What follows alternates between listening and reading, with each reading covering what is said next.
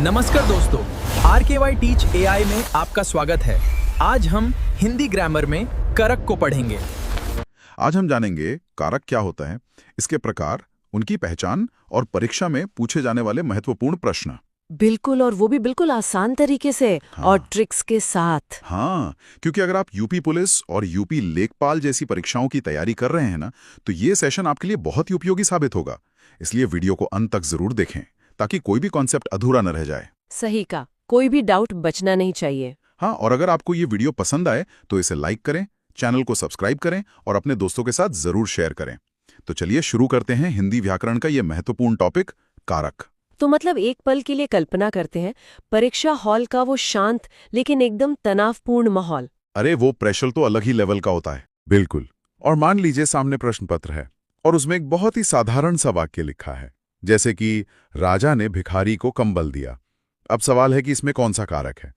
ये तो बहुत ही क्लासिक सवाल है ना? अब बचपन से रटी हुई उस व्याकरण की टेबल के हिसाब से जहां कर्ता ने कर्म को लिखा होता है, कोई भी छात्र तुरंत को देखेगा और बड़ी खुशी खुशी कर्म कारक वाले विकल्प पर टिक लगा देगा। उसे लगेगा कि भाई उसने 1 नंबर पक्का कर लिया। और सच्चाई यह है कि यहीं पर वो मेरिट लिस्ट से बाहर हो जाता है। बिल्कुल, क्योंकि प्रतियोगी परीक्षाओं में जो दिखता है ना, वो अक्सर होता नहीं है। आज की इस गहन चर्चा में हम कारक के उन फंसाने वाले अपवादों और बारीकियों को डिकोड करेंगे, जहां से असल में मेरिट बनती है। एकदम सही बात है। ये स्थिति हर साल लाखों छात्रों के साथ होती है। मतलब एग्जामिनर जो होते हैं ना, वो बहुत अच्छी तरह से जानते हैं कि छात्रों ने बचपन में कौन सी केबल रटी है। हाँ, वो कर्ता ने कर्म को वाली रटंत विद्या। बिल्कुल, इसीलिए अब वो सीधे सवाल पूछना बंद कर चुके हैं। अब उनका ध्यान नियमों पर नहीं, बल्कि शब्दों के पीछे छिपे मनोविज्ञान और उन इरादों पर होता है जो पहली नजर में दिखाई ही नहीं देते। तो मतलब आज हम जिस मास्टर चीट शीट पर बात करने वाले हैं, वो सिर्फ नियमों का पुलिंदा नहीं है। जी नहीं, बिल्कुल नहीं। ये उन मनोवैज्ञानिक जालों को समझने का एक नक्शा है जो परीक्षा में बिछाए जाते हैं। अगर एक बार हम ये समझ लें कि कारक सिर्फ शब्द नहीं बल्कि भावनाएं हैं, तो फिर कोई भी प्रश्न में फंसा नहीं पाएगा। और यही आज हमारा लक्ष्य है, रटने की आदत को तोड़ना और उसके पीछे के तर्क को समझना। तो चलिए बिना किसी देरी के सबसे बड़े और सबसे आम जाल से शुरुआत करते हैं। मेरा मतलब है को का चक्कर। अरे ये को तो सबसे ज्यादा कंफ्यूज करता है बच्चों को। हाँ ना, ये एक ऐसा चिन्ह है जो 2 अलग अलग कारकों में पाया जाता है। एक तो कर्म कारक और दूसरा संप्रदान कारक। एग्जामिनर यहीं पर सबसे ज्यादा खेलते हैं। तो इन दोनों के बीच का ये जो बारीक अंतर है, वो काम कैसे करता है? देखिए, व्याकरण में जब हम कर्म कारक की बात करते हैं, तो इसका सीधा सा मतलब होता है कि क्रिया का, यानी जो काम हो रहा है, उसका सीधा प्रभाव किस पर पड़ रहा है, इम्पैक्ट कौन झेल रहा है। अच्छा, इम्पैक्ट झेलने वाला। हाँ, जैसे हमारे पास स्रोत में एक बहुत ही स्पष्ट उदाहरण है, राम ने रावण को मारा। अब यहाँ मारने की जो क्रिया है, उसका सीधा प्रभाव रावण पर पड़ रहा है। बिल्कुल पड़ रहा है। इसलिए यहाँ जो को लगा है, वो पूरी तरह से कर्म कारक की पहचान है। इसमें कोई दुविधा नहीं होनी चाहिए। हाँ, ये एकदम तार्किक लगता है। मतलब सीधा प्रभाव, मतलब कर्म, काम का फल जिसके हिस्से में आए। लेकिन कहानी में मोड़ तब आता है जब हम संप्रदान कारक की ओर बढ़ते हैं। अच्छा, वो कैसे? क्योंकि संप्रदान कारक का चिन्ह भी को ही होता है, लेकिन इसका एक बहुत ही महत्वपूर्ण अपवाद है, जहां से सबसे ज्यादा सवाल बनते हैं। संप्रदान शब्द का गहरा अर्थ होता है प्रदान करना या देना। प्रदान करना। हाँ, और यहाँ एक बहुत बड़ी शर्त जुड़ी है। जब कोई चीज किसी को हमेशा के लिए दे दी जाए या किसी के भले के लिए कुछ किया जाए। अरे वाह! तो इसको समझने के लिए क्या हम इसे ई-कॉमर्स की रिटर्न पॉलिसी की तरह देख सकते हैं? रिटर्न पॉलिसी, ये काफी दिलचस्प लग रहा है, बताइए कैसे? मेरे दिमाग में ना एक तुलना आ रही है। मान लीजिए एक वाक्य है कि मैंने धोबी को कपड़े दिए। यहाँ को लगा है। हाँ, लेकिन क्या कोई धोबी को कपड़े हमेशा के लिए दे देता है? अरे बिल्कुल नहीं, कपड़े तो वापस चाहिए ना धुलने के बाद। बिल्कुल, तो यहाँ एक सख्त रिटर्न पॉलिसी लागू होती है। कपड़े धुलने के बाद वापस आने हैं। तो चूंकि यहाँ चीज वापस आनी है और ओनरशिप नहीं बदली है, इसलिए ये कर्म कारक हुआ। बहुत सही। लेकिन अगर मैं वही पुराना वाक्य दोहराऊं जो हमने शुरू में लिया था, राजा ने भिखारी को कंबल दिया, तो क्या राजा कल जाकर भिखारी से अपना कंबल वापस मांगेगा? जी नहीं, वो बिल्कुल नहीं मांगेगा। तो यहाँ नो रिटर्न पॉलिसी है। ये हमेशा के लिए दिया गया दान है। तो जहां नो रिटर्न पॉलिसी हो और दान की भावना हो, वो संप्रदान हुआ। क्या इस तरह से सोचना सही दिशा में जाना है? मैं कहूंगी कि ये तुलना सिर्फ सही ही नहीं बल्कि एकदम सटीक है, और यही वो बिंदु है जहां व्याकरण जीवंत हो उठता है। सच में? बिल्कुल। यहाँ जो बात सबसे आकर्षक है वो ये है कि व्याकरण सिर्फ शब्दों या अक्षरों का निर्जीव खेल नहीं है, ये पूरी तरह से इरादे का खेल है, नियत का खेल है। क्या बात है, इरादे का खेल? हाँ, एग्जामिनर ये नहीं देख रहा कि आपको को अक्षर पढ़ना आता है या नहीं, वो ये देख रहा है कि क्या आप उस वाक्य के पीछे छिपी भावना को पकड़ पा रहे हैं। दान देने की या हमेशा के लिए कुछ सौंपने की जो निस्वार्थ भावना है ना, वही कारक को पूरी तरह से बदल देती है। मतलब शब्द वही हैं, चिन्ह भी वही है, लेकिन नियत बदलते ही व्याकरण का नियम बदल गया। एकदम सही। भिखारी को कंबल देना संप्रदान है, क्योंकि उसमें देने वाले का कोई स्वार्थ या वापसी की उम्मीद नहीं है। यार, ये नजरिया तो बिल्कुल नया है। इसका मतलब है कि हम व्याकरण को गलत चश्मे से देख रहे थे। रटने से काम नहीं चलेगा, वाक्य के पीछे के इरादे को समझना होगा। बिल्कुल समझना होगा। चलिए अब को के इस कंफ्यूजन को सुलझाने के बाद एक और ऐसे चिन्ह की ओर बढ़ते हैं जो जुड़ने और टूटने दोनों का काम करता है। मेरा मतलब है से की पहेली। ओहो, से। ये तो एक बहुत ही विरोधाभासी चिन्ह है। ये दो बिल्कुल विपरीत दिशाओं में काम करता है। कैसे? एक तरफ हमारे पास करण कारक है और दूसरी तरफ आपादान कारक। करण कारक में से का मतलब होता है साधन या माध्यम। अच्छा, वो औजार जिसके जरिए काम हो रहा है। हाँ, वो औजार जिसके द्वारा कोई काम किया जा रहा है। जैसे मैं पेन से लिखता हूं, यहाँ पेन वो साधन है जो लिखने वाले और कागज के बीच जुड़कर काम पूरा कर रहा है। वो एक तरह से पुल का काम कर रहा है। और वहीं दूसरी ओर आपादान कारक में से का नियम है अलग होना।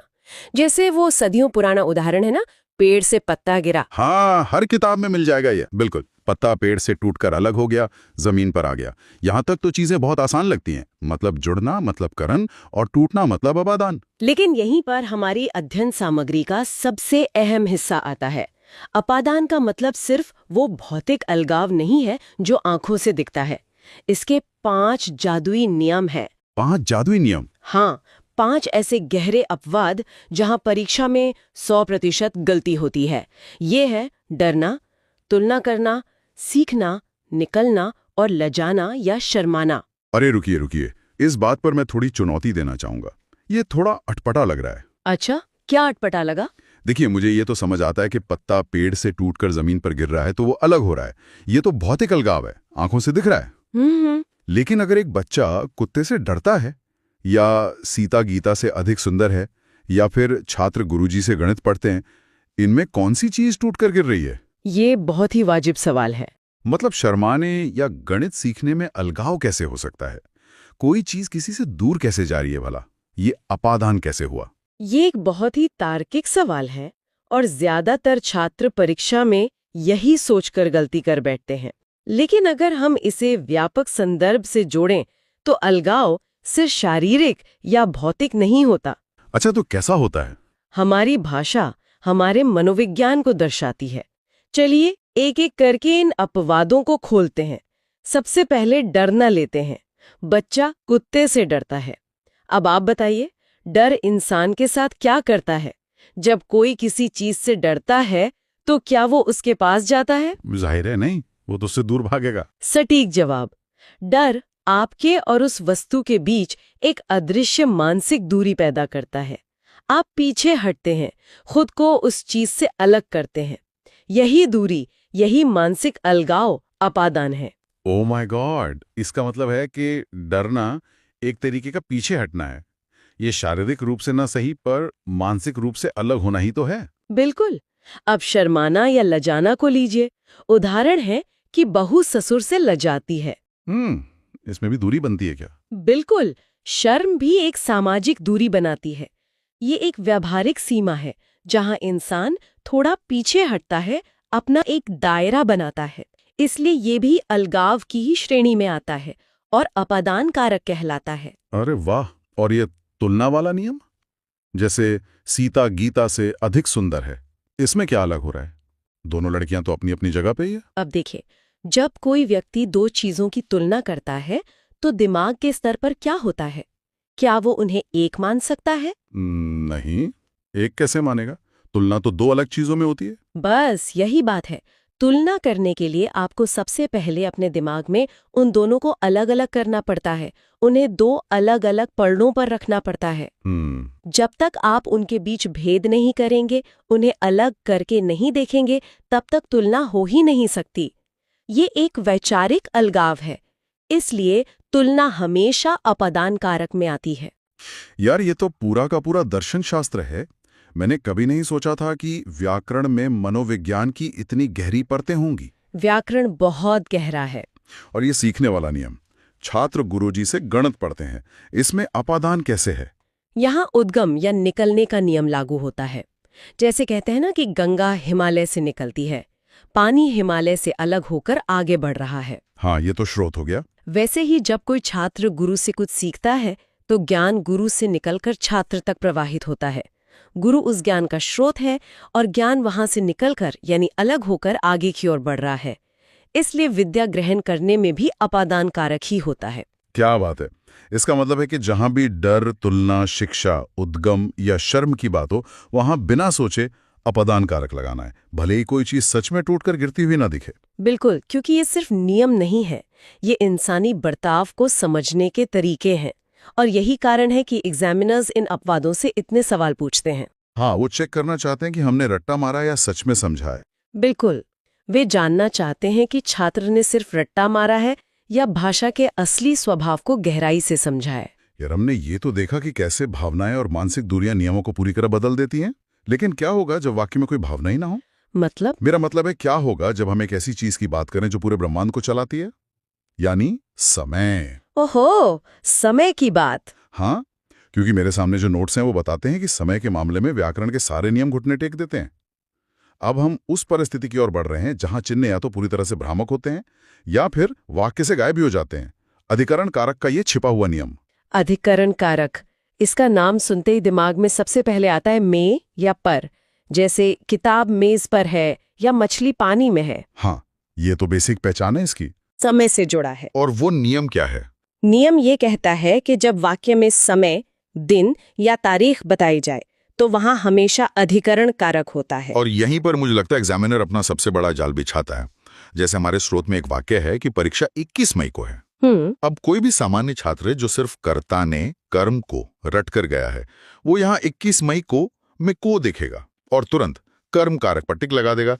उसे लगेगा कि उसने बाजी मार ली और यहीं पर उसका एक नंबर कट जाएगा और नेगेटिव मार्किंग अलग से मिलेगी। बिल्कुल। यहाँ को का कर्मकारक से कोई लेना देना ही नहीं है। हिंदी व्याकरण में समय का नियम इतना शक्तिशाली है कि वो बाकी सभी चिन्हों को ओवरराइड कर देता है, नकार देता है। अच्छा, मतलब समय बाकी सब पर भारी है। बिल्कुल। व्याकरण के नजरिए से देखें तो कोई भी क्रिया या घटना सिर्फ किसी स्थान पर ही नहीं घटती, वो समय के पटल पर भी घटती है। समय अपने आप में एक आधार है जिस पर घटनाएं आकार लेती हैं। जिसका मतलब ये हुआ कि अगर वाक्य में समय, दिन या तारीख आ गई तो हमें कोई और चिन्ह देखना ही नहीं है। जैसे एक और उदाहरण लेते हैं, वो सोमवार को गोरखपुर जाएगा। यहां दिन बताया गया है, तो ये जो को है ये कर्म नहीं है, ये अधिकरण है, क्योंकि सोमवार एक आधार है समय का। एकदम सही।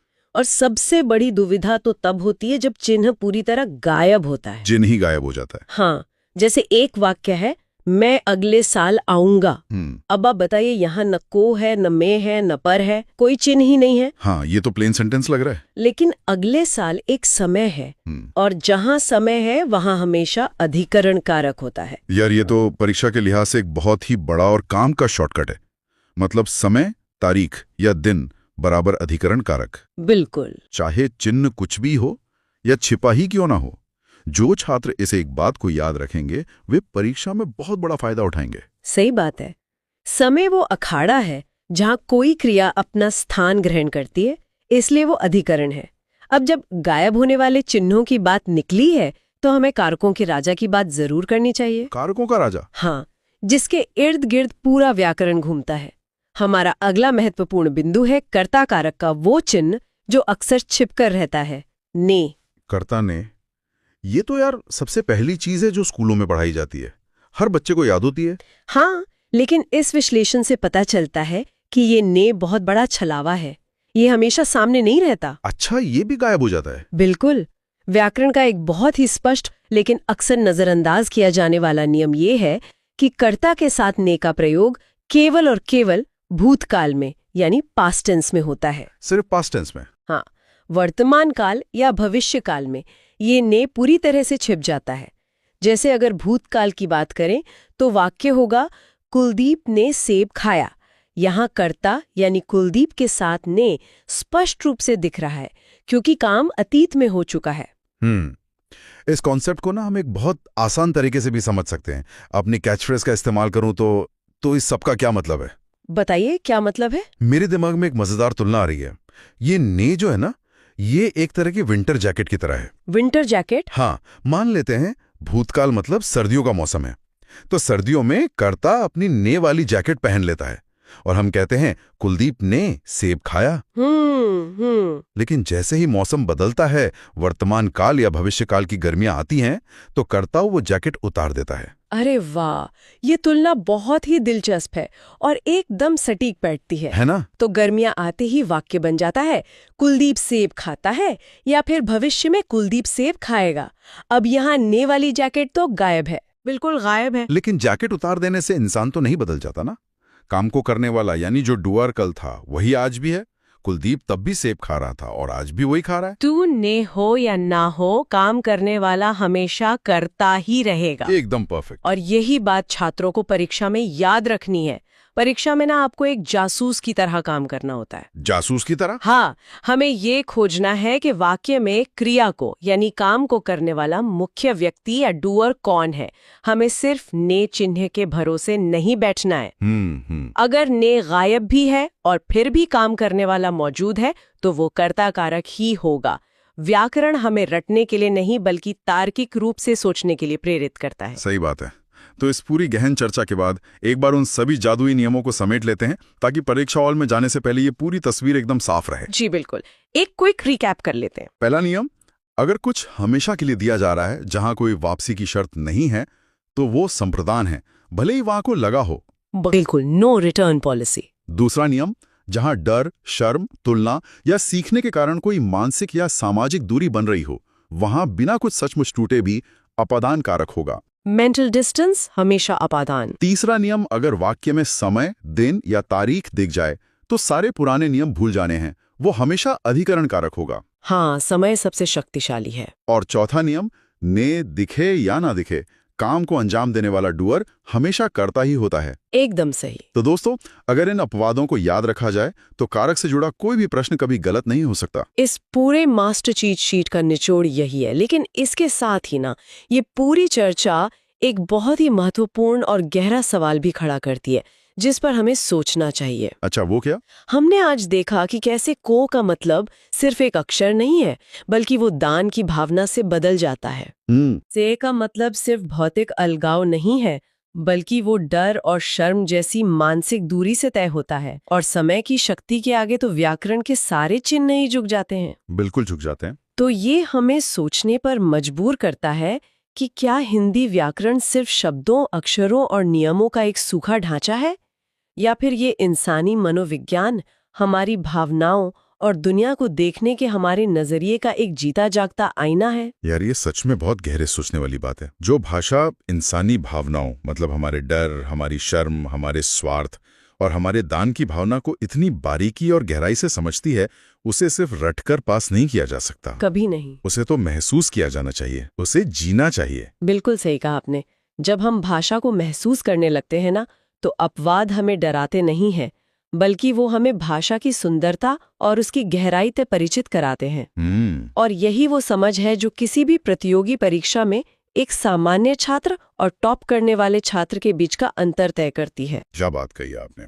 तो दोस्तों, इस नई समझ और इन ट्रिक्स के साथ अपनी तैयारी को एक नई दिशा दी जा सकती है। बिल्कुल। अगली बार जब भी कोई वाक्य सामने आए तो सिर्फ उसके शब्दों को ना देखें बल्कि उसके छिपे हुए इरादों और भावनाओं को पहचानने की कोशिश करें। व्याकरण के सफर में ऐसे ही तार्किक रूप से सोचते रहें और इस ज्ञान को आगामी परीक्षाओं में एक मजबूत आधार की तरह इस्तेमाल करें। आप सभी को परीक्षाओं के लिए बहुत बहुत शुभकामनाएं। मिलेंगे एक नए विषय और नए विश्लेषण के साथ। तब तक के लिए जय हिंद।